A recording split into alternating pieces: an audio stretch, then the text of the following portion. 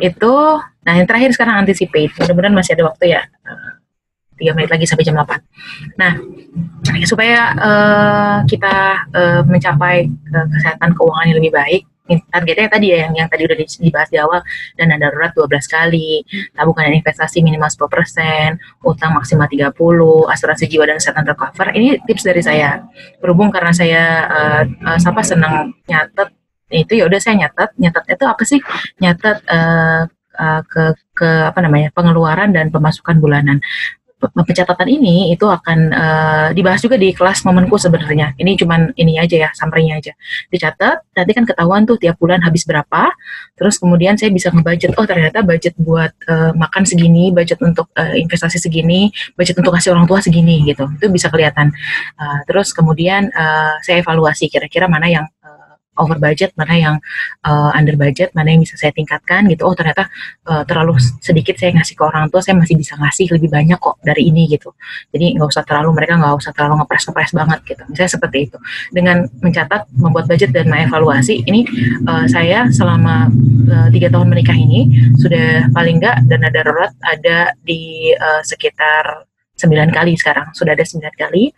Terus tabungan dan investasi sekarang sudah 30% tiap bulan. Nggak punya utang, karena emang saya juga belum punya apa-apa, rumah belum punya, kendaraan juga masih motor yang jadul gitu ya, punya suami saya gitu kan. Asuransi jiwa sama kesehatan tercover walaupun masih yang basic ya, BPJS sama BPJS TK gitu. Tapi paling nggak kita membuat fondasinya bagus dulu gitu. Jadi kitanya sehat, kita bisa nge-shape orang tua untuk ikutan sehat juga gitu. Kalau kitanya nggak sehat, nggak bisa mencapai financial status yang sehat juga, khawatirnya ya jadi berimbas. Malah kita yang justru malah repotin mereka dengan hutang-hutang kita gitu. Gitu kalau saya sih. Gimana kalau Esa?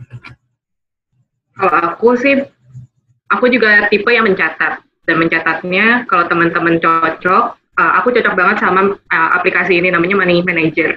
Jadi dia nggak ribet yang high tech, tapi cuma ya kita nyatet apa pengeluaran ini masuknya akomodasi, apa transportasi atau apa, terus nanti dia bikin pie chart tiap bulan pengeluaran kita tuh seperti apa gitu. Jadi sesimpel itu dong yang aku butuh, nggak butuh yang segimana-gimana, naiknya kayak gimana, nggak perlu.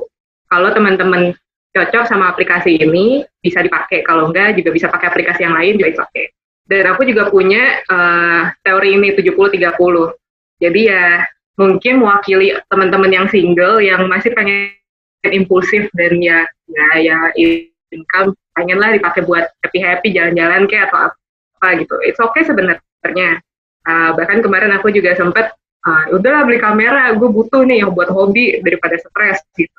Bisa, it's okay, tapi kalau kita udah yakin seenggaknya 70% kita tahu kapan duit itu bisa balik lagi untuk bisa memenuhi kebutuhan kita.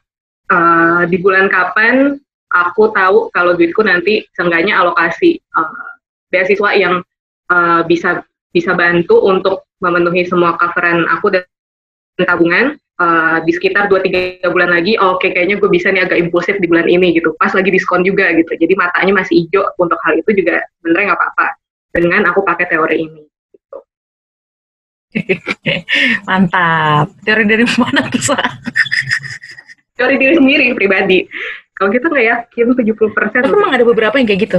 Beberapa yang kayak gitu, kayak ya gue bilang nggak apa-apa dong, gue habisin, yang penting nanti gue bisa kerja keras buat balikin tuh duit lagi gitu. Emang ada beberapa yang lagi diskon nih gitu. Alasan doang, lagi diskon. Tapi memang kalau standar ya memang paling nggak Elsa masih bisa 30% nabung ya waktu itu ya, Sa, waktu kerja ya. 30%, lebih dari 30% loh dia buat saving. Ya kalau misalnya dia bisa ngomong kayak gitu karena dia ada saving 30%, kayak kalau yang ngomong ya belanja tapi savingnya aja 5% ya nggak bisa lah gitu. harus balance juga gitu. Dana darurat dia punya, terus saving dia punya tiap bulan, hutang nggak ada gitu kan. Hutang ada nggak sih, Sa? Hutang apartemen itu juga ya paling nggak. Tuh, jadi paling nggak harus balance, nggak bisa dari satu sisi aja. Dan sebenarnya aku juga bisa ngomong gini karena aku udah tahu benar kayak 1 tahun lagi aku kayak gimana pengeluaran, aku sebenarnya udah punya gambaran gitu, jadi bisa agak-agak berani untuk impulsif sekarang. Siap. Oke, terus juga kan Elsa brandingnya oke, terus tadi kan menjual dirinya oke, jadi bisa lah cari duit dari situ lagi. Oke, next. Nah, terus terkait life insurance. Tadi kita salah satu antisipasi adalah kalau misalnya kita ternyata meninggal nih sebagai seorang senior generation dan tentunya kita yang ngidupin orang tua kita, itu kita perlu cari asuransi jiwa untuk cover diri kita sendiri. Nah, asuransi jiwa apa sih? Kadang kan orang-orang juga rada bingung tuh seperti apa harus nyari asuransi jiwa. Kalau saya baca-baca dari banyak orang yang pernah review, karena saya pernah juga beberapa review, coba cari asuransi jiwa yang murni, jadi bukan yang unit link. Ketahuannya dari mana? Biasanya tuh nggak ada informasi kayak nanti kalau lo nggak sakit berapa tahun, lo bakal ambil duitnya, bisa lo ambil duitnya balik. Nah, yang kayak gitu tuh nggak bisa tuh. Yang kayak gitu bukan asuransi jiwa murni biasanya. Kalau asuransi jiwa murni tuh ya kayak model BPJS gitu loh. Model BPJS kan lo bayar, kalau lo nggak sakit ya lo nggak bakal dapet duit dong. Maksudnya lo nggak bakal dapet cover atas kesehatan lo gitu. Ya duit yang lo bayarin ya hilang begitu aja. Karena memang prinsip asuransi kan lo ngumpulin uang untuk mengcover keadaan lu di depan gitu kan. Perihal lu nanti jadi sakit, ya baru dibayarin, atau lu meninggal baru dikasih uangnya. Kalau lu nggak kenapa-napa ya nggak dikasih, ya kan? Harusnya. Kalau yang murni kan konsepnya seperti itu, kalau yang murni. Nah, carinya yang asuransi jiwa yang bagus itu dari mana? Lihat dari uang pertanggungan jiwa. Artinya kalau lu meninggal lu dikasih duit berapa gitu. Ada banyak banget cara untuk ngitung asuransi yang uang pertanggung jiwanya cocok sama lo. Sebenarnya ada banyak banget caranya. Berapa sih standar? Oh, ini asuransi jiwa yang bagus nih, yang cocok sama gue karena UUP-nya atau uang pertanggungan jiwanya itu cocok. Misalnya seperti itu. Itu banyak caranya. Nah, tapi gue ambil yang ini aja. Jadi kalau 1% dari UP itu bisa cover biaya hidup bulanan. Misalnya kalau UP-nya itu kalau biaya hidup bulanan itu 10 juta, ya biaya hidup bulanan lu 10 juta. 1%-nya itu 1% dari berapa sih? 10 juta tuh 1 miliar ya nggak sih? Coba gue hitung. Iya bener, 1%. Iya bener. Ya, jadi kalau 1 miliar, UP-nya 1 miliar, 1%-nya kan 10 juta. Nah, 10 juta itu kan biaya hidup bulanan lo. Nah, itu berarti asuransi yang cocok buat lo. Asuransi jiwa yang cocok. Karena UP-nya segitu. Gitu. Nah, carilah asuransi jiwa yang kayak gitu. Yang UP-nya sekitar 1 miliar. Nah, dan preminya juga nggak mahal. Biasanya kalau yang asuransi jiwa murni ini preminya rada lebih mahal dibanding yang unit link. Yang unit link itu lebih murah karena dia kan duitnya diinvestasiin gitu. Ya ide seperti itulah. Lu cari sendiri lah nanti informasinya. Tapi ini kira-kira gambaran lah. Harus cari yang seperti apa. Cari yang murni, cari yang UP-nya sesuai sama kita, cocok sama kita.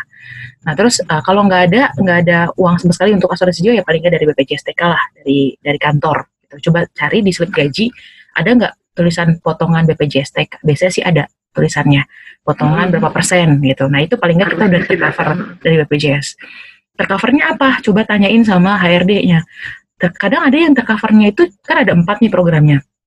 Ada asuransi pensiun, ada jaminan hari tua, ada kematian, sama apa satu lagi ya, kecelakaan kerja kalau nggak salah itu. Nah coba cek tanyain tercover nggak itu kecelakaan kerja sama kematian gitu. Kalau tercover ya bagus. Tapi kalau misalnya enggak ya berarti harus ada tambahan gitu. Kita cari sendiri gitu. Nah ini makanya saya sekarang lagi cari asuransi jiwa yang syariah yang cocok. Kebetulan belum nemu karena kebanyakan non syariah untuk saya dan suami gitu. Antisipasinya ya sekarang kita ngegedein dana darurat aja dulu. Gitu. Gimana Sa? Aku sebenarnya ini juga informasi baru yang aku dapat dari Mbak Lia. Jadi kalau aku so far sih ya mungkin kayak teman-teman juga atau teman-teman bahkan mungkin lebih aware daripada aku ya. Cuma ya seenggaknya punya asuransi jiwa dari beasiswa. Oke, terus kakak pas dulu kerja juga dapat asuransi jiwa dari BPJS, terus juga kalau boleh sebut merek ya dari Astra gitu, dari kantor tapi sebenarnya jadi aku nggak tahu kenapa mereka milih itu. Terus kakak juga dia punya asuransi BPJS Lala buat jiwa, tapi juga punya dari swasta juga gitu. Jadi terus kalau orang tua kan juga dari kantor, dari swasta langsung juga. Jadi nggak cuma BPJS. Jadi mungkin kita memang sudah agak terbiasa untuk kalau untuk kesehatan dan jiwa itu yang diprioritaskan gitu. Jadi kalau bisa sih lebih daripada BPJS, nggak cuma BPJS doang gitu. Message-nya sih itu, kalau bisa, kalau sanggup. Kalau bisa sih itu diprioritaskan dibandingkan kepentingan lain. Apalagi kalau ada budget ya, saya bolehlah gitu. Oke. Terakhir, ini terakhir nggak sih? Oh iya benar, terakhir ini adalah tentang anticipate-nya. Coba bikin retirement plan atau rencana pensiun, dan juga kita coba cari investasi ke diri sendiri. Ini lebih kayak antisipasi ke diri kita, supaya kita nggak jadi next senior generation. Kita bisa nyiapin dana pensiun dari tadi BPJS TK.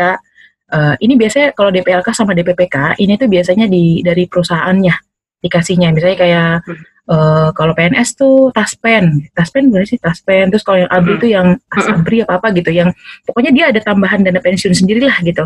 Ini biasanya dari perusahaan nih. Jadi kalau misalnya kita masuk suatu perusahaan, coba ditelaah ditelaah bener-bener. Kadang seringkali kita kayak gajinya kecil, ternyata dia tuh sebenarnya tunjangannya banyak loh, tunjangan kesehatannya ternyata dia bukan cuman BPJS, dia ada misalnya ya Prudential, misalnya kita sebut merek misalnya Prudential, terus udah gitu misalnya dia dapat juga tunjangan pensiun, tunjangan kematian, asuransi jiwa dan segala macam. Itu sebenarnya kita perlu lihat gitu. Siapa tahu ternyata ada ini, lumayan. Biasanya tambahannya kalau yang 100 jutaan ada kayaknya nih, kalau misalnya udah dari awal ya, dan kerja di situ terus gitu. Kan ada yang kalau milenial sekarang kan pindah-pindah. Nah kalau yang BPJS TK ini sebenarnya bisa nih, kalau dari perusahaan satu terus tuh pindah ke perusahaan dua, itu kalau bisa ada surat yang bisa ngurusin supaya itu terus lanjut gitu. Kalau nggak salah ada tuh. Ya. Terus bisnis, kita bisa mulai bisnis dari sekarang. Kalau kita sukanya apa, kita bisa mulai branding ke diri sendiri. Ya kita mulai bisnis, karena kan nanti yang everlasting ya, yang sampai kita udah nggak kerja lagi, dia tetap masih bisa tetap kita kerjain gitu, si bisnis ini. Ini bisa either kita kerjain sendiri, atau misalnya kita cari tempat buat kita nanam modal gitu, bisa. Terus mulai investasi dari sekarang, cari ilmu tentang investasi, jangan sampai terjun ke investasi bodong atau dibodoh-bodohin orang gitu ya. Baca benar-benar, jangan termakan branding gitu ya, saya seperti financial planner yang sekarang lagi hits gitu kan. Baca benar-benar, cari tahu kenapa gitu, jangan sampai keikut-ikut gitu. Terus yang terakhir mungkin ini yang penting ya, self investment, investasi ke diri sendiri gitu.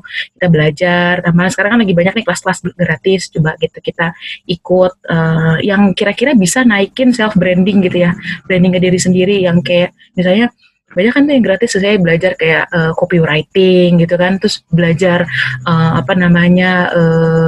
Photoshop, walaupun sekarang udah bisa terkalahkan dengan Canva sih, tapi paling nggak lu bisa maksimalin Canva gitu, paling nggak gitu, biar lebih bagus gitu kan. Itu kan bisa jadi portofolio tambahan buat diri lu sendiri gitu. Nah ini tadi saya bilang kalau saya sekarang untuk persiapan dana pensiunnya, saya baru ke BPJS TK, bisnis sama investasi saham. Suami yang ngurusin karena saya nggak begitu berani. Kalau saya lebih ke deposito, reksadana yang di tengah-tengah gitu. SBN gitu-gitu. Nah self investmentnya saya coba ikut pelatihan yang menunjang side hustle. Misalnya kayak sekarang saya punya bisnis pemenku, saya coba cari personal finance gitu yang bisa menunjang bisnis saya gitu kan, personal finance gitu. Cari misalnya di Coursera atau Udemy gitu-gitu, yang ngajar dari luar, yang ada sertifikasinya gitu. Itu saya coba cari. Terus punya certification untuk kerjaan yang dilakukan. Jadi selain jadi ngajarin temanku jadi ibu rumah tangga, saya ada kerjaan lain jadi auditor halal. Nah itu ada sertifikasinya dari BNSP. Itu juga menunjang karir kan, punya sertifikasi. Paling nggak kita punya sertifikat kerjaan yang certified lah, paling nggak gitu. Gitu. Kalau Elsa gimana, Sa? Kalau aku paling ke message-nya adalah mencari investasi yang kita nyaman, mulai dari mana, nggak perlu menjadi orang lain gitu. Jadi cari yang kita suka aja gitu, karena ya ujung-ujungnya duit kita, gimana caranya kita senang atau nanti kita loss kan kita sendiri yang ngerasain, dan kita belajar dari situ. Prosesnya kita sendiri, bukan proses orang lain yang jadi patokan kita gitu. Dan mungkin message yang lain adalah kita mencoba untuk tahu lifelong plan kita seperti apa, mulai dari sekarang gitu. Karena ujung-ujungnya di umur-umur yang mungkin kita nggak beda jauh, semua dan teman-teman sekalian, udah mulai berasa untuk kita nggak mau terlalu banyak berubah lah di masa depan seperti apa, nggak mau terlalu deviasinya banyak gitu. Jadi ya kalau bisa dipikir dari sekarang pengennya seperti apa, pengen tinggal di mana, kerjanya mau kayak gimana gitu. Jadi udah bisa mengantisipasi ke depannya mau kerjanya kayak apa, dapat pengalaman, dan ya tadi belajarnya mau belajar apa gitu, itu udah dari sekarang tahu gitu.